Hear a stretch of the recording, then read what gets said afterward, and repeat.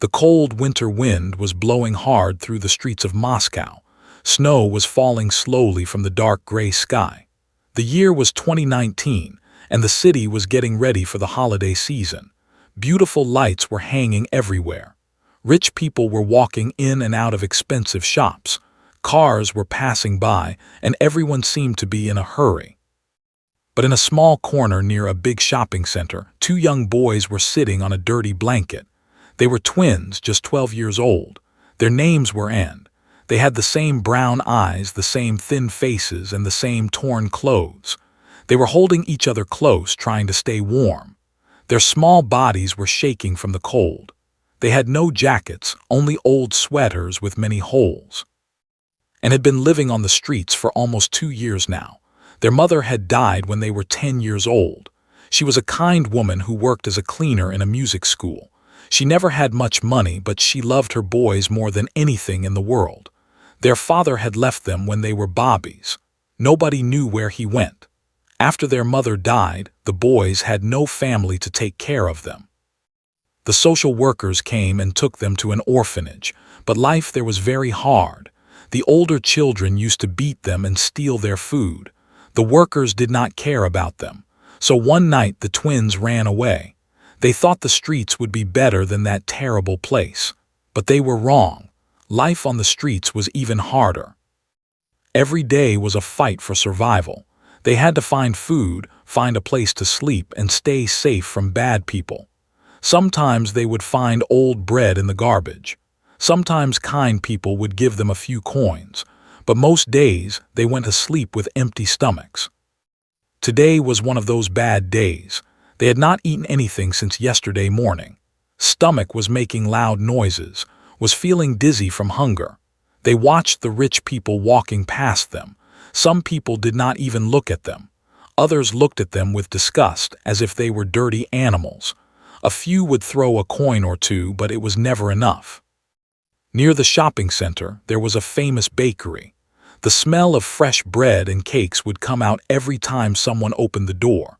For the twins, this smell was both wonderful and painful. It reminded them of better times when their mother was alive. She used to buy them a small cake on their birthday every year. That memory seemed like a dream now. The owner of the bakery was a big man named. He had a round face, a thick mustache, and small eyes. He was known for being a hard and cold man. He did not like poor people standing near his shop. He thought they were bad for his business. Many times he had chased the twins away with angry words. But today the boys were too hungry to care. They slowly walked towards the bakery door. They could see the beautiful bread inside through the glass window. Golden brown loaves, soft rolls, and sweet pastries were displayed like treasures. His eyes filled with tears. He was so hungry that his whole body was hurting. Took his brother's hand and said quietly, "Let us ask one more time. Maybe today he will help us." They pushed open the heavy door and walked inside. The warm air hit their frozen faces. It felt like heaven. The bakery was full of customers. Well-dressed women were choosing cakes. Men in expensive coats were waiting for their orders. Everyone looked clean, healthy, and happy. When saw the two dirty boys walk in, his face turned red with anger. He marched towards them with heavy steps. "What are you doing here again?" he shouted. "I told you many times to stay away from my shop. You are scaring my customers." The customers turned to look. Some of them made faces of disgust. Others whispered to each other. One woman covered her nose with her hand, as if the boys smelled bad. Stepped forward bravely. His voice was small but steady. "Sir, please, we have not eaten in 2 days. We are very hungry. Please give us just one small piece of bread. We will do anything for it. We will clean your floor. We will carry your boxes. Please, sir." Laughed a cold, mean laugh. "Work, you, what can 2 little street rats do? You cannot even keep yourselves clean. Get out of my shop right now before I call the police." Suddenly spoke up. His voice was weak from hunger, but there was something special in his eyes. "Sir, we can play the piano. Our mother taught us. She was a cleaner at a music school and she learned from watching the teachers. She taught us everything she knew. Please let us play for you. If you like it, give us some bread. If you do not like it, we will leave and never come back." The whole bakery went silent for a moment. Then everyone started laughing. The customers laughed the loudest. The sound of their laughter was cruel and sharp. "Piano," said, holding his stomach. "You, two dirty beggars, want to play the piano. That is the funniest thing I have heard all year. What is next? Will you perform at the Moscow concert hall?" A man in a fancy suit laughed and said, "Maybe they think the piano is like a garbage can. They just need to bang on it." A woman with a big fur coat added, "These street children will say anything for food. They probably do not even know what a piano looks like." The laughter continued. Some people were taking out their phones to record this funny scene. The twins stood there, their faces burning with shame. But they did not run away. They had learned long ago that running away did not solve anything. Looked at his brother. In that one look, they shared a secret that nobody else knew, a secret that had kept them going through all the hard times, a secret that was about to change everything. What nobody in that bakery knew was that these two small, hungry, dirty boys were not just beggars. They were something extraordinary, something that even they did not fully understand yet.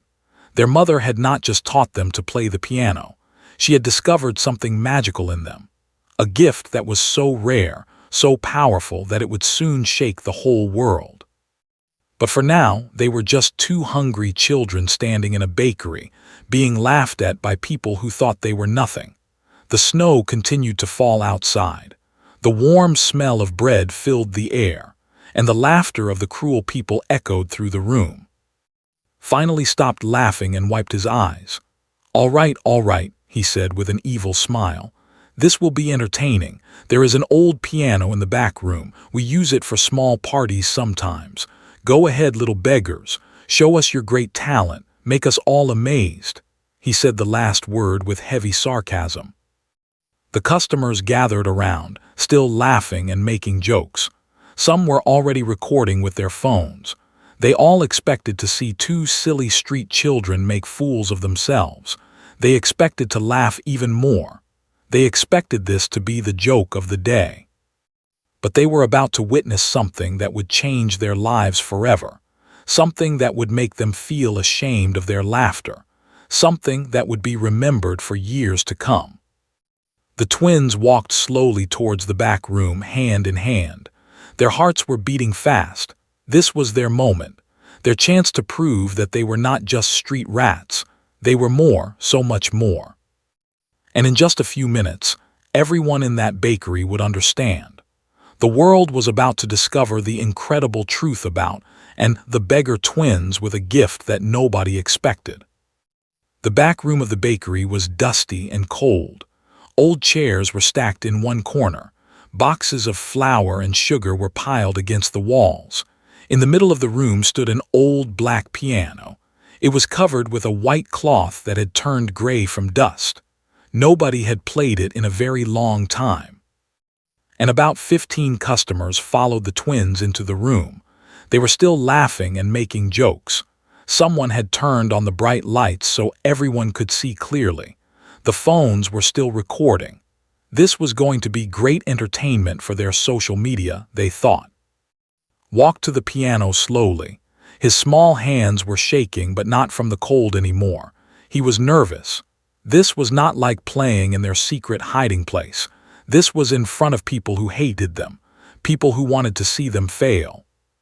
Stood beside his brother. He put his hand on shoulder and squeezed gently. They did not need words. They understood each other perfectly. They had practiced together for thousands of hours in secret places all over the city, in abandoned buildings, in empty churches late at night. Anywhere they could find a piano, they would practice. Their mother, Maria, had been a simple woman with a beautiful dream. She worked as a cleaner at the Moscow Conservatory, one of the most famous music schools in the world. Every day, she would clean the practice rooms while students played the most beautiful music. She fell in love with the piano. She would stay after work and watch the teachers give lessons through the glass windows. Slowly she taught herself to play, just simple songs at first, then more complicated pieces. She was never great, but she had something more important than skill. She had passion, and when her twin boys were born, she noticed something strange about them. The Bobbies would stop crying whenever they heard piano music. They would become calm and focused. As they grew older, they showed an unusual interest in sounds and rhythms. By the time they were 3 years old, Maria knew her sons were special. She started teaching them everything she had learned. The boys learned faster than she could teach. By age 5, they were playing songs she could not play herself. By age 7, they were playing classical pieces that took years to master. Their small fingers moved with a speed and grace that seemed impossible. Maria knew she was raising two prodigies. But she was poor. She could not afford proper lessons or a piano of their own, so she made a deal with the night guard at the conservatory. She would clean his station and bring him dinner every night. In return, he would let her and the boys sneak into the practice rooms after everyone left. The twins would practice for hours while Maria listened with tears of joy in her eyes. When Maria got sick, she knew she was dying. Cancer had spread through her body too fast. In her final days, she made her sons promise something. "Never give up on your music," she whispered. "The world will try to break you. People will laugh at you. They will tell you that poor children cannot be great, but you have a gift from God. Promise me you will share it with the world someday."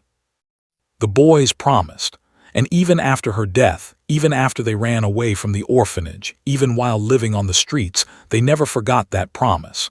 They found pianos in churches, in schools, in hotel lobbies late at night. They would sneak in and practice.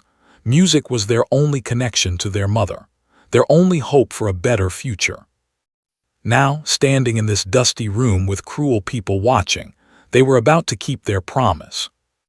Sat on the old bench, sat beside him. The bench was cold and hard, lifted the cover of the keyboard slowly. The white and black keys appeared, slightly yellow from age. He pressed one key gently. The note rang out clear and beautiful. The piano was old, but it was still in good condition. Crossed his arms and smiled. "Well, we are waiting. Show us your amazing talent," the people laughed again. The twins looked at each other one more time. Then they closed their eyes. They took a deep breath together, and they began to play. The first notes filled the room. They were soft, gentle, like a whisper. The laughter slowly died down as people tried to understand what they were hearing. Was this really coming from those two dirty children? The piece they played was Chopin's Nocturne in E-flat major. It was one of the most beautiful and emotional pieces ever written. It required not just technical skill, but a deep understanding of feeling and expression. Professional pianists spent years trying to master it. But from the fingers of these starving twin boys came music that seemed to be from another world. Their hands moved together in perfect harmony, as if they shared one mind. Played the main melody with his right hand while his left hand created the soft foundation. Added beautiful decorations and supported the harmony. The music flowed like water, like tears, like memories of love and loss. Every note carried emotion. Every pause had meaning. The old piano came alive under their touch. It sang, it cried, it whispered secrets that words could never tell. The people in the room stopped moving. Their mouths fell open. The phones that were recording for laughs now captured something completely different, something magical, something that would later be watched by millions around the world. Smile slowly faded. His arms dropped to his sides. His small eyes grew wide with shock. He had never heard music like this in his entire life. Not on the radio, not on television, not even in concert halls. What he was hearing now was beyond anything he could understand. A woman in the back started crying silently. The man in the fancy suit put his hand over his heart. He could feel something breaking inside him. All the walls he had built around his heart were crumbling. He remembered his own mother, who had died many years ago. He remembered how he had treated her badly in her final days. The music was pulling these memories out of him. The twins played on, lost in their own world. For them, this was not a performance. This was a conversation with their mother. This was a prayer. This was a scream of pain and a song of hope all mixed together. Years of hunger, cold nights, cruel words, and broken dreams poured out through their fingers. When they finished the nocturne, there was complete silence. Nobody moved. Nobody spoke. The last note hung in the air like a ghost that did not want to leave. Then, without pause, they began a new piece. This time it was faster, more powerful. It was Hungarian Rhapsody No. 2. This was a piece so difficult that many professional pianists were afraid to play it. It required speed, power, and precision that seemed almost superhuman. The twins attacked the piano with incredible energy. Their fingers flew across the keys so fast that they became a blur. The music exploded through the room like thunder and lightning. People gasped. Some stepped back in shock. How could such small, weak children produce such powerful sound? The piece went from loud to soft, from fast to slow, from joyful to sad.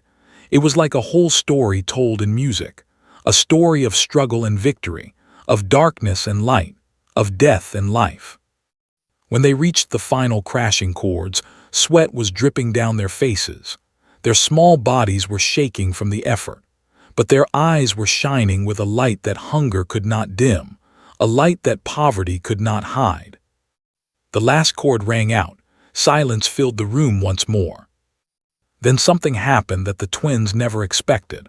The big, cold, cruel baker who had called them street rats slowly sank to his knees. Tears were streaming down his round face. His whole body was shaking with sobs. "Forgive me," he whispered. "Please forgive me." One by one, the customers started clapping. The clapping grew louder and louder until it was like an earthquake of sound. People were crying and clapping at the same time. They were shouting bravo, and amazing, and incredible. The woman with the fur coat rushed forward and hugged the twins. "I am so sorry," she cried. "I am so sorry for laughing at you. You are angels. You are pure angels." The man in the fancy suit pulled out his wallet. He took out all the money he had, hundreds of dollars, and pressed it into small hands. "Take it," he said. "Take everything. You deserve so much more." Looked at the money in his hands. He had never seen so much money in his life. But that was not what made him cry.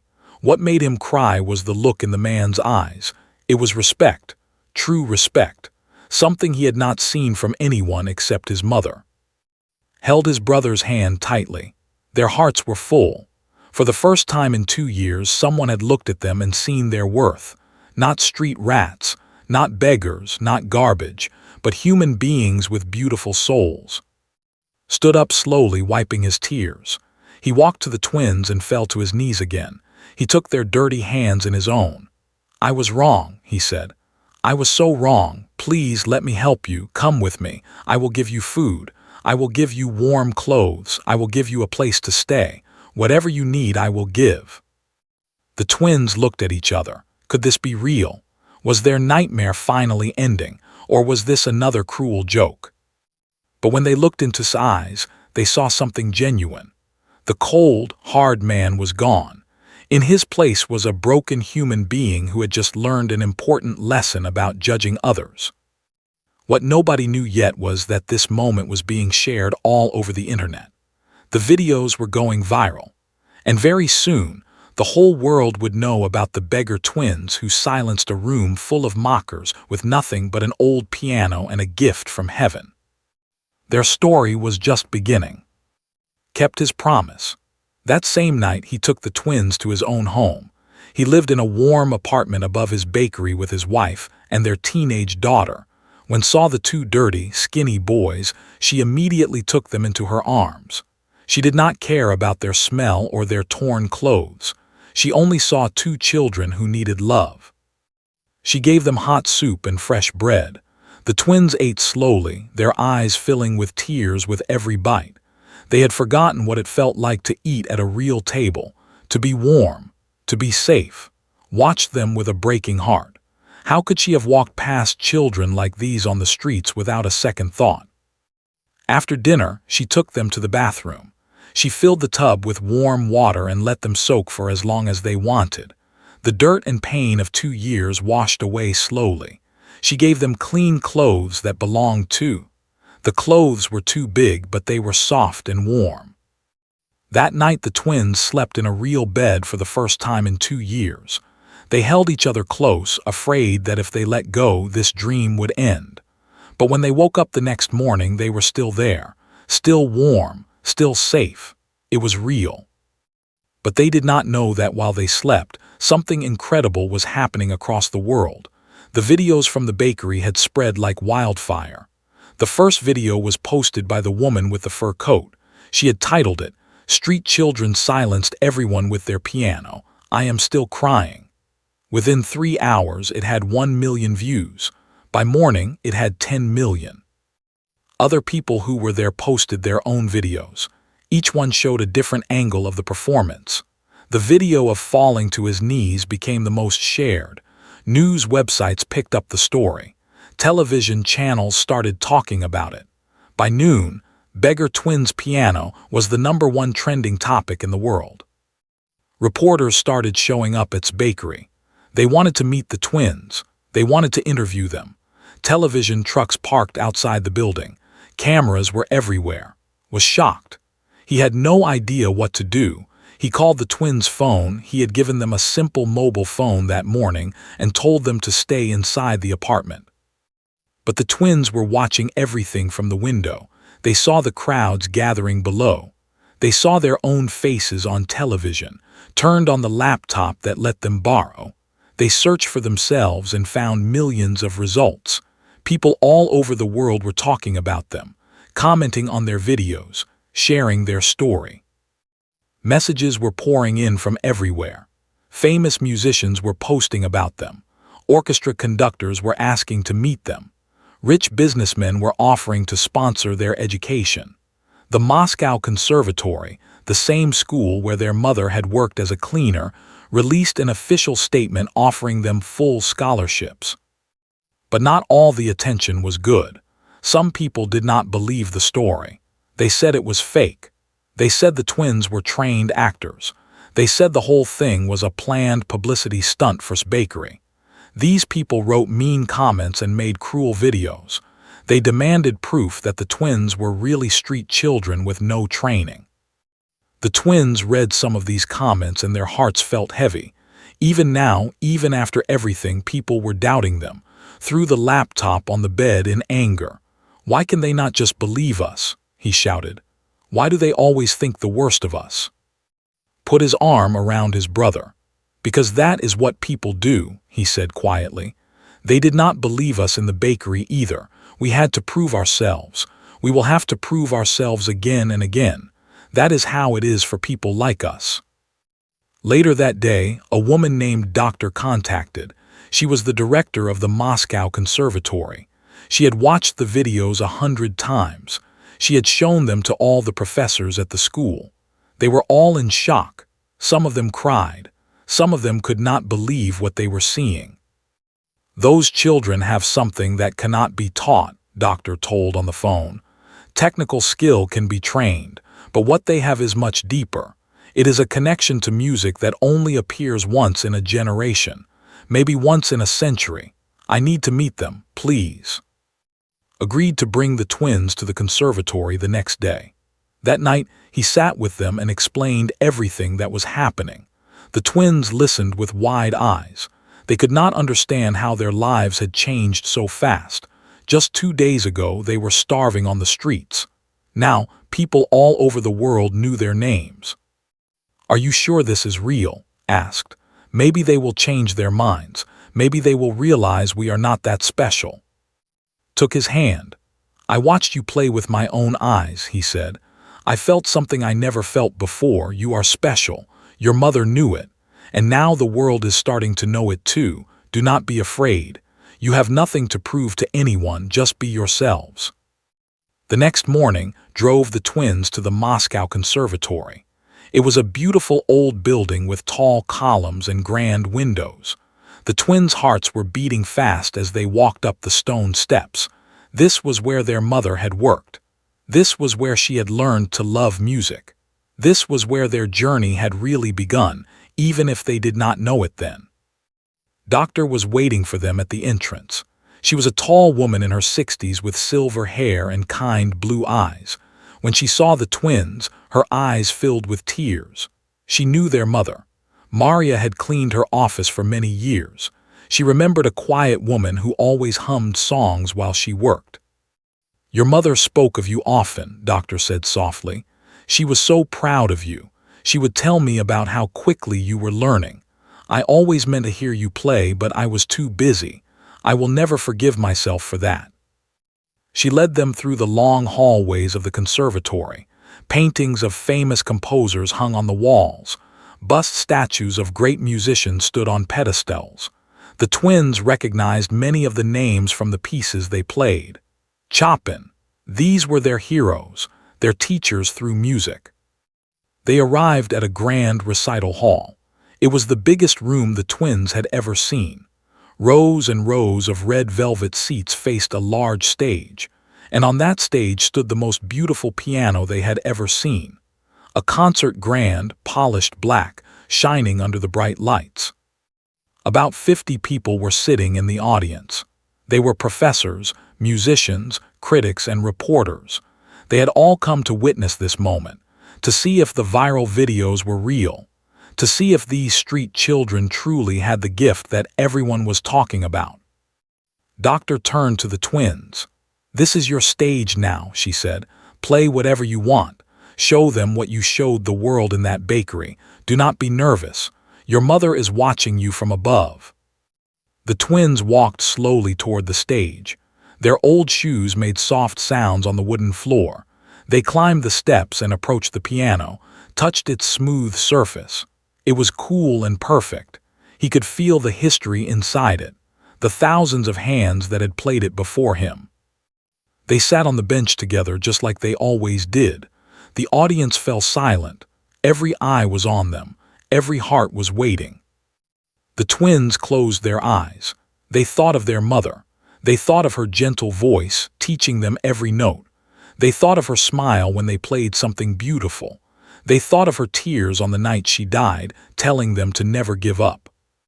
Then they opened their eyes, looked at each other, and began to play. This time they chose a piece they had never played in public. It was a piece their mother had loved most, a piece she used to hum while she cleaned. It was Claire Lune, Moonlight. The first notes floated into the air like dreams, soft, gentle, full of longing. The music painted pictures of moonlit gardens, of peaceful nights, of love that never dies. Every person in the audience felt something stir in their hearts. The twins played together in perfect unity. Their small fingers created sounds that seemed impossible, sounds that made grown men cry, sounds that made hard hearts soft. When the final note faded away, there was complete silence. Then the entire hall erupted in applause. Everyone stood up. The clapping went on, echoing through the grand hall. Some people were shouting, some were crying, some could not believe what they had just witnessed. Doctor walked to the stage with tears running down her face. She took both twins into her arms and held them tight. "Welcome home," she whispered. "Your mother's dream has finally come true." The twins looked out at the standing audience. They looked at the beautiful piano. They looked at each other, and for the first time since their mother died, they felt hope, real hope, the kind that lights up the darkest nights and warms the coldest hearts. Their new life was just beginning, but they had no idea that even bigger challenges were waiting for them. Fame can be a blessing, but it can also be a curse, and there were people in the world who did not want to see two street children succeed. The greatest test of their lives was still to come. The weeks following their performance at the conservatory were a whirlwind. The twins were officially enrolled as students at the Moscow Conservatory with full scholarships, and began the legal process to become their foster parents. For the first time in their lives, the boys had a real home, a real family, and a real future. But fame brought challenges they never expected. Everywhere they went, people recognized them. They could not walk down the street without someone asking for photos or autographs. Reporters followed them constantly. Magazines wanted to interview them. Television shows invited them as guests. It was overwhelming for two boys who had spent years trying to be invisible just to survive. Some of the attention was wonderful. Fans sent them letters from all over the world. Children who were struggling with their own problems wrote to say that the twins had given them hope. Parents of sick children sent videos of their kids smiling while listening to the twins' performances. These messages made and cry happy tears. They realized their music could heal hearts. But there was a dark side to fame as well. Not everyone was happy about their success. Some students at the conservatory were jealous. They had trained for years with expensive teachers and the finest equipment. They came from wealthy families who had invested everything in their musical education. And now, two street children with no formal training were getting all the attention. A group of older students led by a young man named made the twins' lives difficult. Was 18 years old and came from one of the richest families in Russia. His father was a powerful businessman who had donated millions to the conservatory. Was talented, but he was also arrogant. He believed he deserved to be the star, not two homeless orphans. He started spreading rumors about the twins. He told other students that the viral videos were edited. He said the twins used backing tracks. He claimed they had secret training from professional coaches and were lying about their past. Some students believed him. They started avoiding the twins. They whispered behind their backs. But action was still to come. One evening, the twins were practicing in a small room at the conservatory. They were preparing for an important recital that would take place in 2 weeks. Doctor had invited some of the most important people in the classical music world to attend. Record producers, concert organizers, and famous musicians were all coming to see the twins perform. While they were practicing and his friends sneaked into the room, they grabbed the twins' sheet music and tore it into pieces. They pushed to the ground and laughed as tried to help his brother up, then leaned close to his face. "Listen carefully, street rat," he said coldly. "You do not belong here. You got lucky with a viral video, but luck does not last. If you try to perform at the recital, I will make sure everyone knows you are frauds. My father has friends in every newspaper and television station. He can make you disappear just as fast as you appeared. Go back to the streets where you belong." The twins were shaken. They walked home that night in silence. His arm was bruised from where he had fallen. Could not stop thinking about threats. Were they really in danger? Could his family really destroy everything they had worked for? That night they could not sleep. They lay in their bed, staring at the ceiling. Finally spoke. "Maybe we should not do the recital," he whispered. "Maybe it is too dangerous." Turned to look at his brother. There were tears in his eyes. "Is that what Mama would want? For us to give up because some rich bully threatened us? We did not give up when we were starving. We did not give up when people laughed at us. We cannot give up now." Knew his brother was right, but the fear was real. They were just children in a world of powerful adults. What could they do against someone like his father? The next day they told what had happened. His face turned red with anger. He wanted to go straight to the conservatory and confront, but stopped him. Getting into a fight would not help anyone. They needed to be smart about this. Called Doctor and told her everything. Doctor was furious. She immediately summoned to her office. She warned him that bullying was not tolerated at the conservatory. If he caused any more trouble, he would be expelled, no matter how much money his family had donated. Left her office with a smile on his face. He was not afraid of Doctor. His father was too powerful. He had other plans. The day of the recital arrived. The concert hall was packed with important guests. Doctor had personally invited music critics, record label executives, and even a few members of the Russian government. This was the biggest night of the twins' young lives. The twins arrived early to practice on the grand piano. They ran through their pieces one more time, their fingers dancing across the keys with ease. Everything seemed perfect.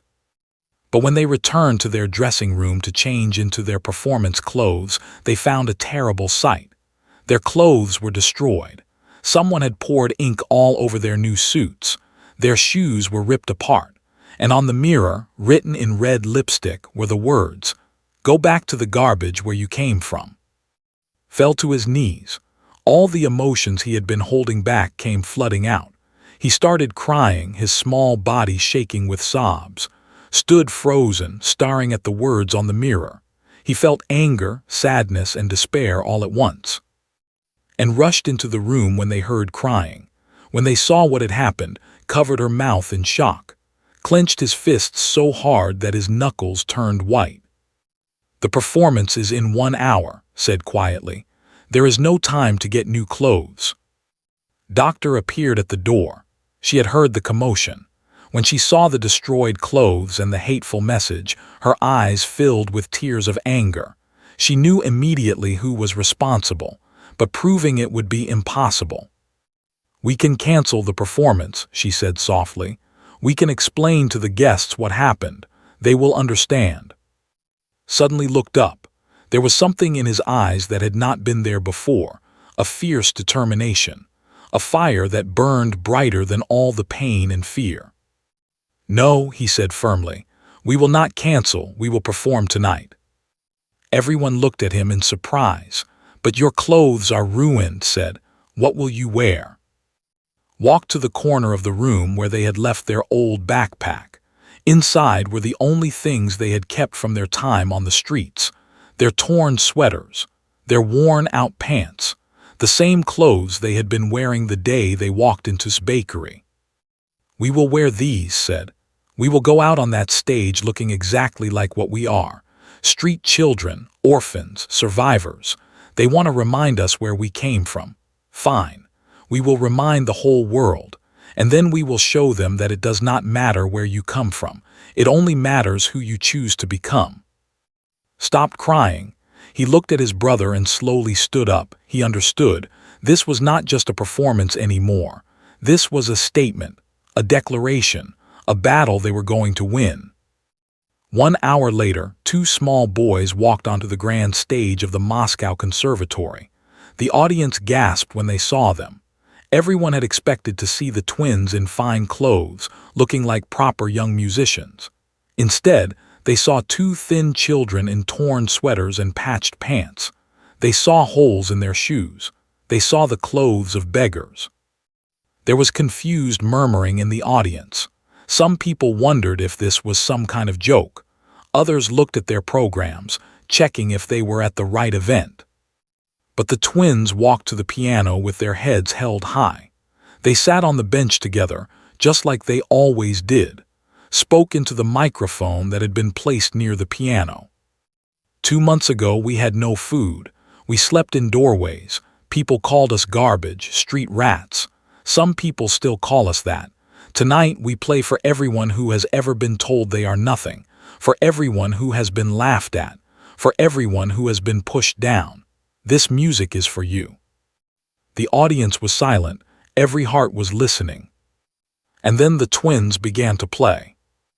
What followed was the most powerful performance anyone in that hall had ever witnessed. They played Piano Concerto No. 2 arrangements that shook the walls and made the chandeliers tremble. They played with an emotion so raw, so real, that even the coldest critics were moved to tears. When they finished, the audience did not just clap. They roared.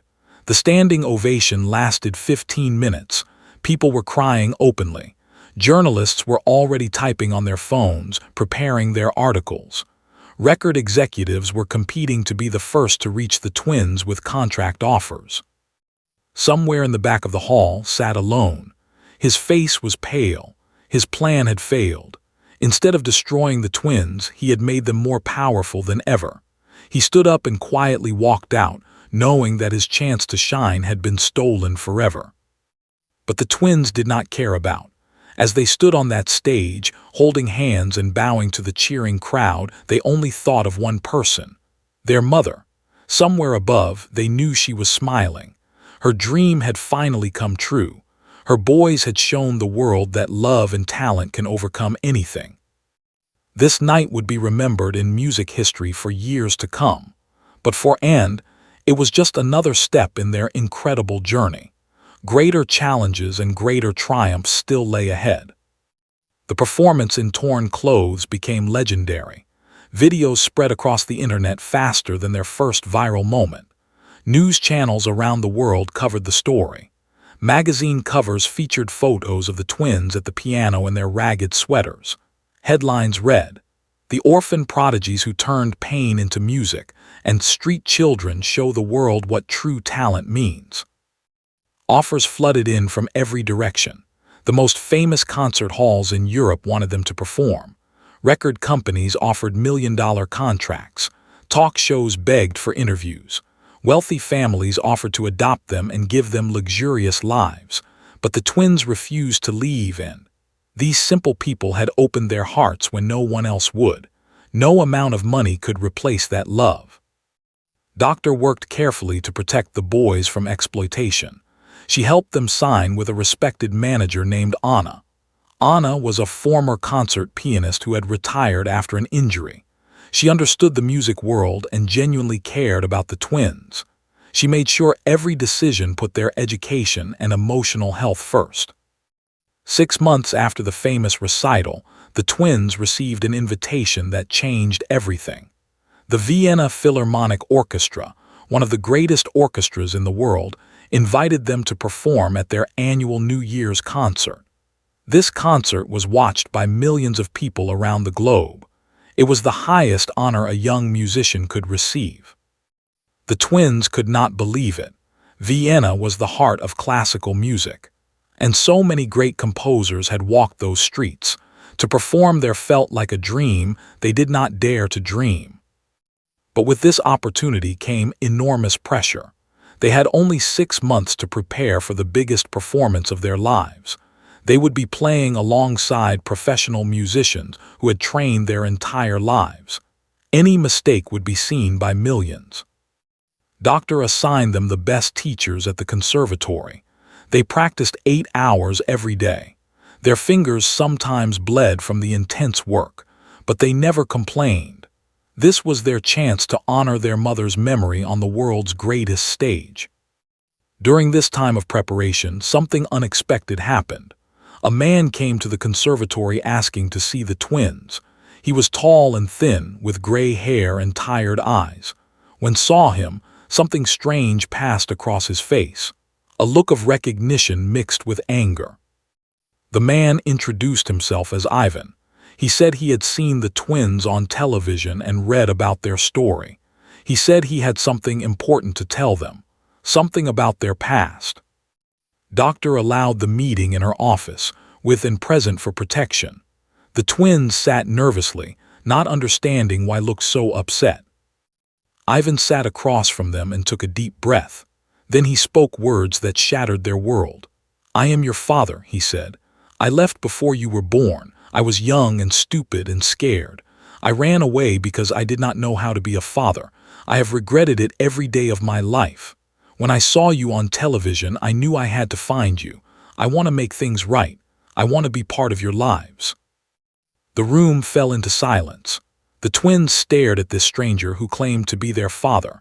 Memories of their mother telling them about the man who left came flooding back.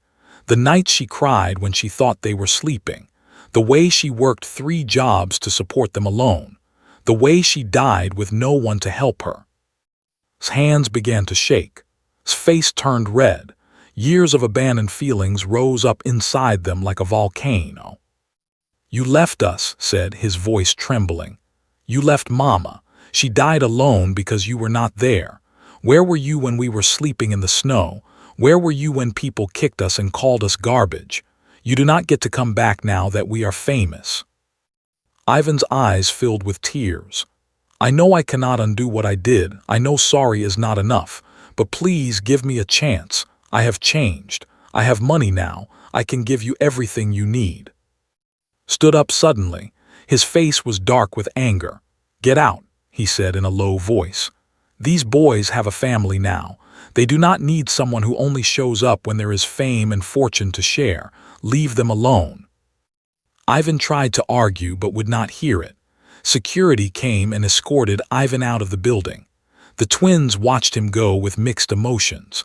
Part of them wanted to hate him forever, but another part, a small, wounded part, wondered what it would be like to have a father. That night the twins could not practice. They sat in their room, unable to focus, kept looking at the door as if expecting Ivan to come back, paced back and forth, his mind racing with thoughts. "What if he is telling the truth?" finally asked. "What if he really has changed?" Stopped packing. It does not matter if he has changed. He was not there when it mattered, and we're there. They loved us when we had nothing to offer. That is real family. Nodded slowly, but the wound had been reopened. The pain of being abandoned by their father, a pain they had buried deep, was now fresh again. It affected their playing. In the following weeks, their performances became uneven. Sometimes they played with fire. Other times their music felt empty and sad. Anna noticed the change and talked to them about it. She was wise and patient. She told them that great musicians must learn to transform pain into art. The greatest performances come from the deepest emotions. Instead of fighting their feelings, they should channel them into their music. The twins thought about her words. They remembered their mother teaching them the same thing. Music was not about pretending to be happy. Music was about expressing every part of the human heart: joy and sorrow, love and anger, hope and despair. They began to use their complicated feelings about their father in their practice. They played pieces about abandonment and loss. They played pieces about forgiveness and healing. Slowly, their music became even more powerful than before. What had seemed like a setback became a breakthrough. As the Vienna concert approached, Ivan kept trying to contact them. He sent letters. He showed up at their school. He gave interviews to the press, telling everyone he was the father of the famous twins and that he wanted to reconnect with his sons. Some newspapers ran sympathetic stories about Ivan. They painted him as a redeemed man seeking forgiveness. Other papers were harsher, calling him an opportunist trying to profit from his children's fame. The controversy added more pressure to an already stressful time. The twins made a decision together. They wrote a public letter that Anna helped them release to the media. In it, they acknowledged that Ivan was their biological father, but they also stated that, and were their true parents, the ones who had earned that title through love and sacrifice. They asked Ivan and the media to respect their privacy and let them focus on their music. The letter was praised around the world. People admired the twins' maturity and grace. Even those who had felt sympathy for Ivan now understood the children's perspective. The controversy quieted down, and the twins could finally focus on their upcoming performance. 2 weeks before the Vienna concert, the twins traveled to Austria with Anna. They stayed in a beautiful hotel near the famous concert hall. Every day, they rehearsed with the Vienna Philharmonic. The professional musicians welcomed them with warmth and respect. There was no jealousy here, only admiration for their remarkable gift. The conductor of the orchestra was a legendary musician named Maestro. He was 70 years old with white hair and a gentle smile. He had conducted the greatest musicians in the world for 50 years. When he first heard the twins play, tears ran down his wrinkled cheeks. "In all my years," he told them, "I have never heard anyone play with such soul. Your music does not just enter the ear, it enters the heart. You will move mountains, my young friends. The world needs your gift now more than ever." His words gave the twins strength and confidence. They practiced harder than ever. They rehearsed every section of their pieces until it was perfect. They learned to play with the orchestra as one unified body. They were ready. The night before the concert, the twins stood outside the looking up at its golden walls. This was where Brahms had once stood. This was where the greatest music in history had been made. Tomorrow, they would add their own chapter to this legendary story. took his brother's hand. "We have come so far," he said softly. "From sleeping on the streets to playing in Vienna. Mama would be so proud." Squeezed his hand back. "She is here with us," he replied. "She has always been here. Tomorrow we play for her, for everyone who believed in us, and for every child who is still sleeping on the streets dreaming of a better life." The stars shone brightly above Vienna that night. Somewhere, a mother's spirit smiled down on her boys. Tomorrow would be their greatest triumph, but also their greatest test. Because someone was planning to stop them, someone who could not bear to see them succeed. And that person was already in Vienna, waiting for the perfect moment to strike. The morning of the concert started beautifully. Vienna was covered in a light layer of fresh snow. The sun was shining, making everything sparkle like diamonds. The twins woke up early, too excited to sleep. Today was the day they had been waiting for. Today was the day they would play for the world. Had ordered a special breakfast for them. Fresh pastries, fruit, eggs, and orange juice covered the table. The twins ate slowly, trying to calm their nerves. Gave them a long hug before they left for the. "No matter what happens today," he said, "I am proud of you. You have already achieved more than most people achieve in a lifetime. Win or lose, you are my sons. Nothing can change that." The twins hugged him back tightly.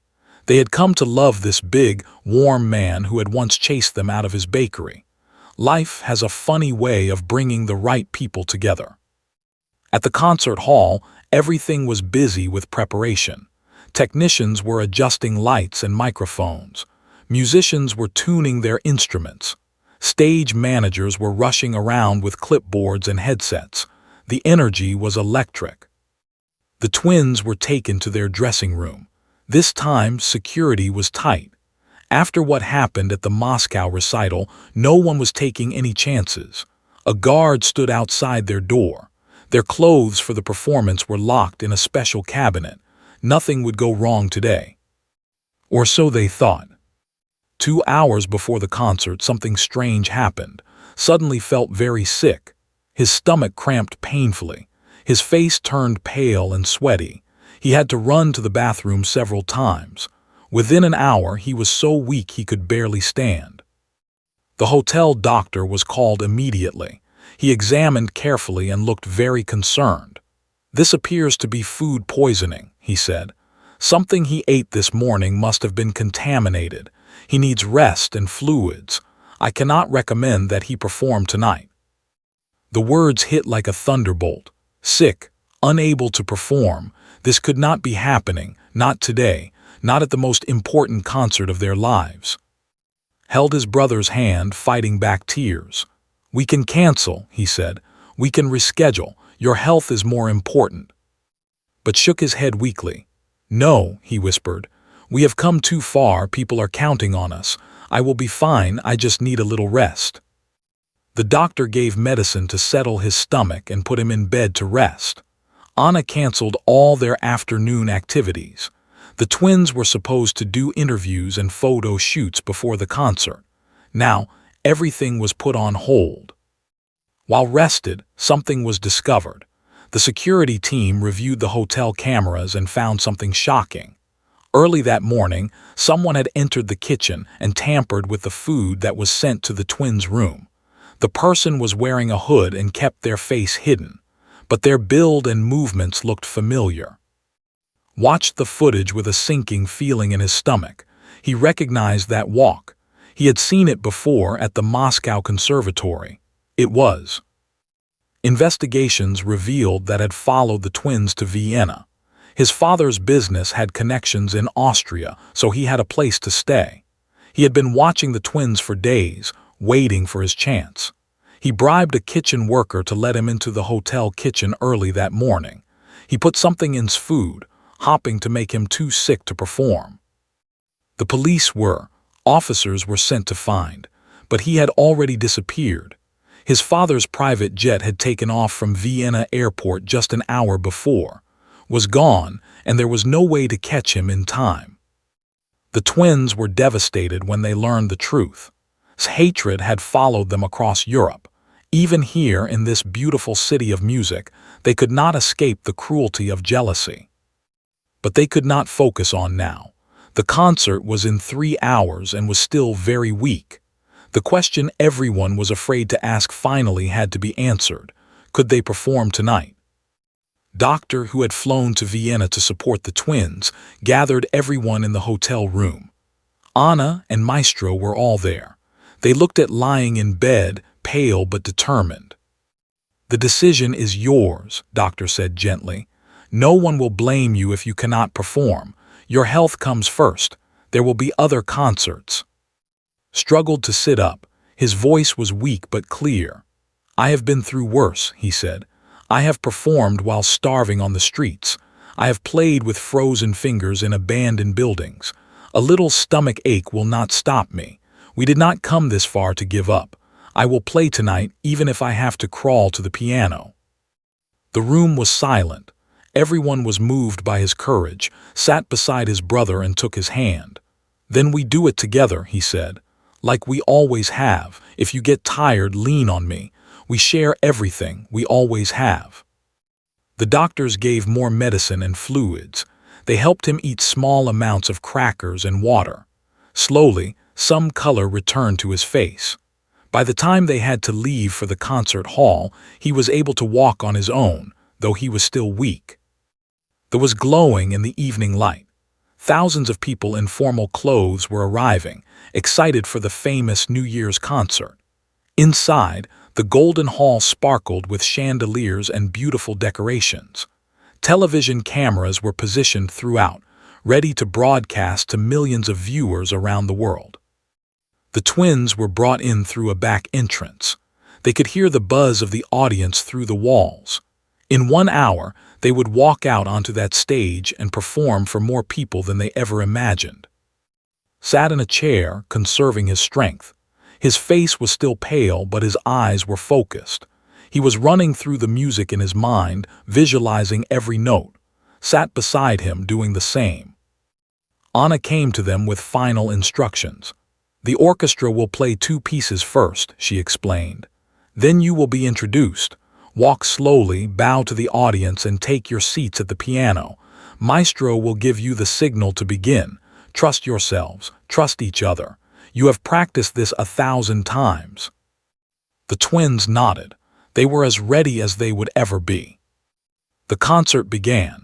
From backstage, the twins could hear the beautiful music of the Vienna Philharmonic filling the hall. The audience applauded warmly after each piece. Everything was going perfectly. Then came the announcement they had been waiting for. The host walked to the microphone and spoke in German, then in English. "Ladies and it is my great honor to introduce our special guests tonight. They have captured the hearts of the world with their incredible story and extraordinary talent. Please welcome from Russia the remarkable twin pianists." And the applause was thunderous. It echoed through the Golden Hall like a wave. The twins stood at the entrance to the stage, looking at each other one last time. "For Mama," whispered. "For everyone who believed in us," replied. They walked onto the stage together. The bright lights hit their faces. The audience was a sea of people in beautiful clothes, all on their feet, clapping and cheering. Cameras flashed from every direction. It was overwhelming. But the twins kept walking. They bowed gracefully. Then they took their seats at the grand piano. It was even more magnificent than the one in Moscow. Its black surface reflected the chandeliers above. The orchestra settled into silence. Maestro raised his baton. He looked at the twins with an encouraging smile. Placed his fingers on the keys. Beside him did the same. For a moment, time stopped. 2 boys who had once begged for bread were about to perform for the world. Maestro brought down his baton. The orchestra began to play. And then, together, the twins joined in with a burst of beautiful music. They had chosen to play Piano Concerto No. 5, known as the Emperor Concerto. It was one of the most challenging and majestic pieces in all of classical music. Had written it while bombs fell on Vienna during war. It was music of struggle, survival, and ultimate triumph. perfect for two boys who had struggled so much. From the first notes, it was clear that something magical was happening. Despite his weakness, played with fierce determination, supported him, adjusting his own playing to cover any moments when his brother needed to rest. They moved together like one person with four hands. The music soared through the hall. It spoke of pain and hope, of darkness and light, of death and rebirth. Every person in the audience felt it in their hearts. Many were crying openly. Even the professional musicians in the orchestra were moved. When they reached the final movement, was running on pure willpower. His body was exhausted, but his spirit was on fire. He played the thundering chords with everything he had left, matched him note for note. Together, they raced toward the finale. The last chord rang out like a declaration of victory. For a moment there was pure silence. The twins sat frozen, their hands still on the keys. Then the hall exploded. The applause was unlike anything anyone had ever heard. People were not just clapping. They were crying, shouting, standing, jumping. The standing ovation went on, minute after minute. Flowers were thrown onto the stage. People were chanting the twins' names. Suddenly swayed on the bench. His strength had finally given out, caught him before he could fall. The audience gasped in concern, but looked up at his brother with a smile on his pale face. "We did it," he whispered. "We really did it." Maestro rushed to help. The orchestra members stood and applauded. The twins were escorted off stage to thunderous cheers. Backstage, doctors were waiting. They examined and declared that he would be fine with rest. The poison had used was not deadly, just meant to weaken him. He had fought through it and performed one of the greatest concerts in the history of the Vienna Philharmonic. News of what happened spread quickly. The story of performing despite being poisoned by a jealous rival made headlines worldwide. The twins were hailed as heroes. Their bravery and talent inspired millions of people. As for, he was eventually found and arrested when his plane landed in Russia. The Austrian authorities filed charges against him. His father's money could not save him this time. He was expelled from the conservatory and faced criminal prosecution for attempted harm. But the twins did not think about. As they lay in the hotel room that night, exhausted but happy, they only thought about how far they had come. From the frozen streets of Moscow to the golden halls of Vienna. From being laughed at in a bakery to receiving standing ovations from the world. Their journey was far from over, but tonight they allowed themselves to rest. Tomorrow would bring new challenges and new opportunities. For now, they had proven to the world that no obstacle is too great when you have talent, love, and the courage to never give up. Their mother's dream had come true, and the greatest chapter of their story was still being written. 5 years passed since that legendary night in Vienna. The world had changed, and so had End. They were no longer skinny children in torn sweaters. They were young men of 17, tall and healthy, with the same brown eyes that had once looked up at cruel strangers begging for bread. Their fame had grown beyond anything they could have imagined. They had performed in every major concert hall on earth, Carnegie Hall in New York, Royal Albert Hall in London, Sydney Opera House in Australia. They had played for kings and queens, presidents and prime ministers. Their albums had sold millions of copies. Their concerts sold out within minutes.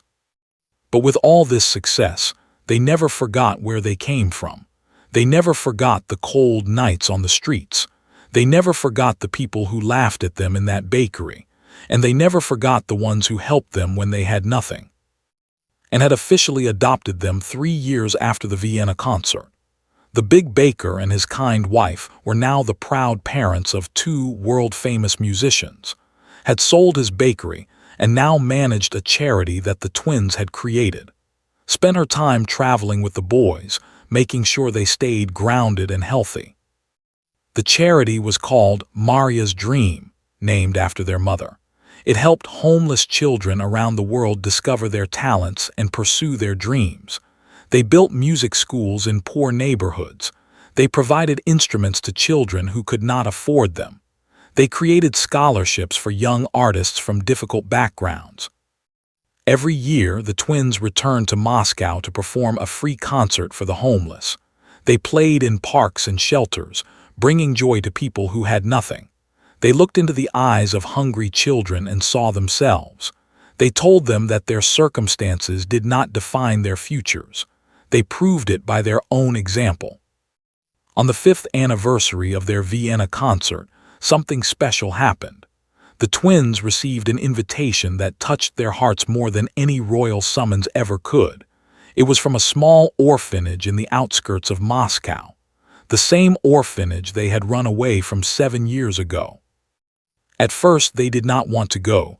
The memories of that place were painful, the bullying, the loneliness, the nights crying for their mother.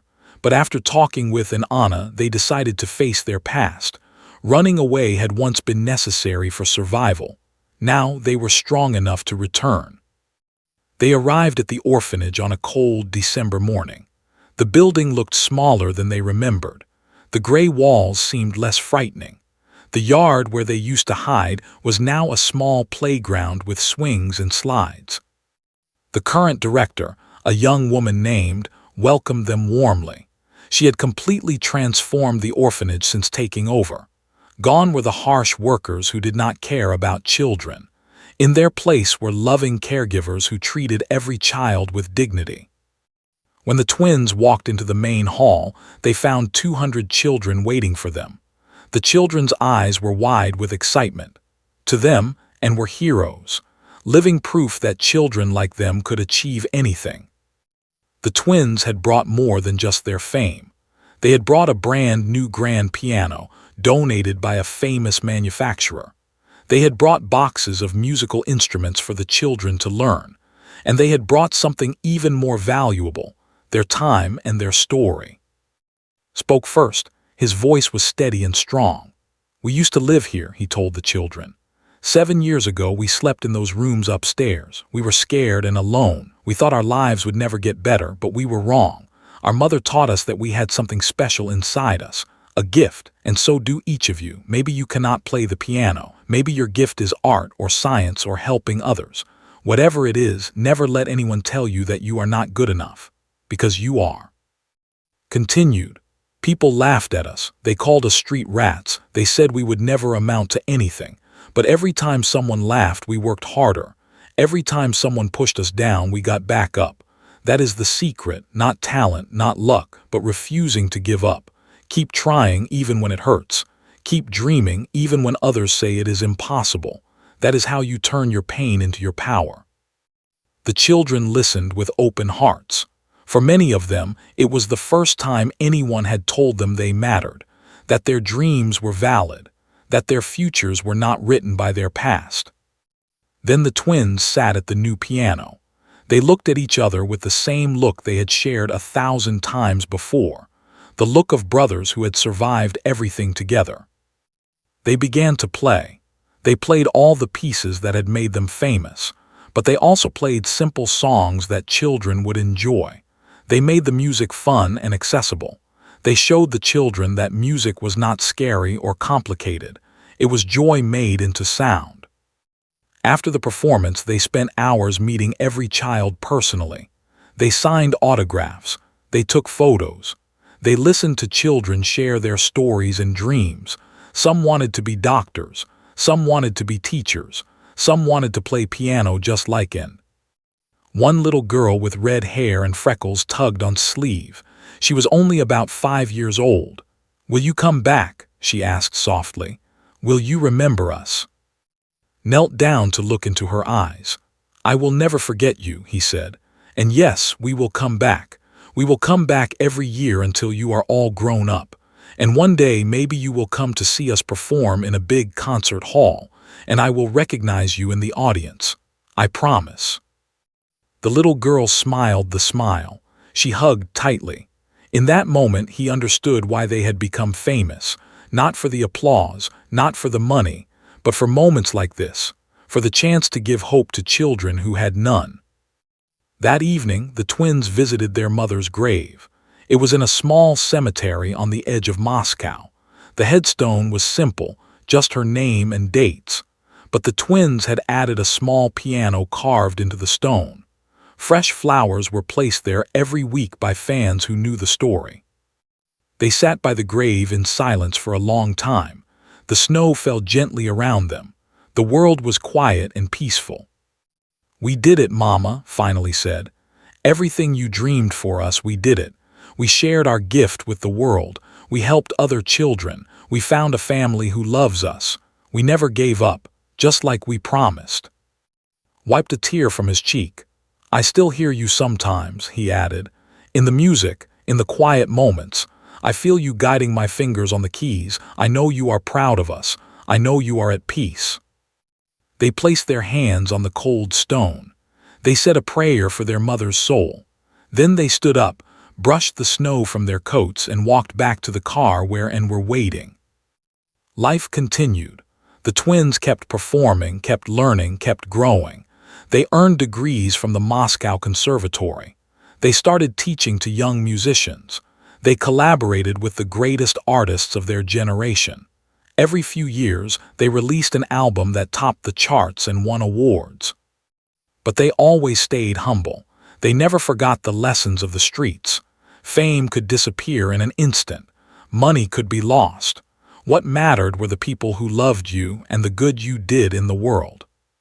Years later, when interviewers asked them about the secret of their success, they always gave the same answer. "Love," would say.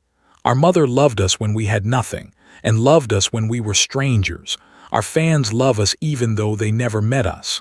Love gave us the strength to keep going." And music, would add.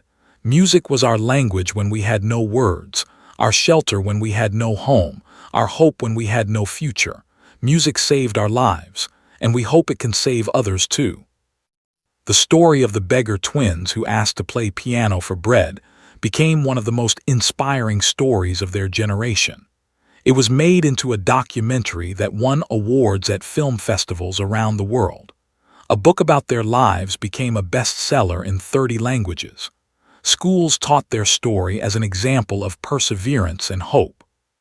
But for Anne, the story was simple: 2 brothers, 1 dream, and the belief that no matter how dark the night, morning always comes. On the 10th anniversary of that fateful day in bakery, the twins performed a special concert. It was held in Moscow, in a small concert hall not far from where they once slept on the streets. The audience was not made of wealthy patrons or famous celebrities. It was filled with homeless people, orphans, and struggling families. Everyone who had a hard life was welcome. The concert was completely free. The twins walked onto the stage to thunderous applause. They were wearing simple clothes, not fancy suits.